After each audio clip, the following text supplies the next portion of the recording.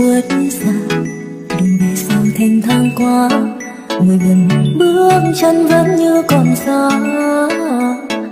Dù lòng nhớ thương người luôn bên nơi